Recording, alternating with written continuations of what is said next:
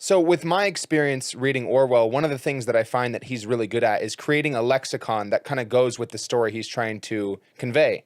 And one of the ideas that really sticks out to me is the idea of Big Brother. I actually think it's this perfect archetype to represent what it is, because it's this totalitarian regime that's always watching you, it's always judging you, and it can literally cast the ultimate judgment on you. And that's perfect because, it could have so easily been Father, because Father is also like a overbearing, judgmental force, but you kind of associate fatherliness with something that wants the best for you, something that wants to guide you in the right direction. Whereas Big Brother is more like, kind of pushing you around because he can. He knows that you'll acquiesce because he's bigger than you. So I just thought that was the perfect word to represent what the government was. Right, because it's this hyper-authoritarian regime that literally has control over everything.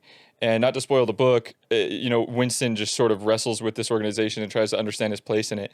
So he works for a place called the Ministry of Truth, and there is a giant concept in 1984 called doublespeak and doublethink, which is basically just cognitive dissonance. Right. It's basically just thinking and saying things that you don't really mean, holding certain beliefs on one hand, but then totally believing other beliefs at the same time that sort of contradict those beliefs, and also not having the critical thought capacity to really question that. Yeah, or even the language or the words to even conceptualize the idea like of rebellion or something that would, just the thought patterns that would allow you to even go against the government don't even exist anymore because they've literally removed them. So we'll jump into that in just a moment. That's newspeak. That's a concept in the book called newspeak. Yeah. But on the ministry, so he works for the Ministry of Truth, and through doublespeak, the Ministry of Truth is actually a ministry of disseminating lies and controlling information and media.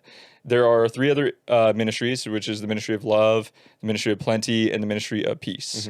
And they all do the opposite of what they're actually named after. So the Ministry of Peace is all about war, Plenty is about controlling and limiting resources, the Ministry of Love is literally a torture chamber, slaughterhouse for anybody who defects from Big Brother. And to go back to what you were saying, Connor, I really never thought about that when I first read the book, but it's a really good observation. Big Brother is somebody who should be there to sort of like watch over your shoulder, but in a way that's not authoritarian at all, almost like an equal, but in the sort of newspeak, the brotherly figure is actually more of a fatherly figure in the way that he drops the hammer on the citizens of this world.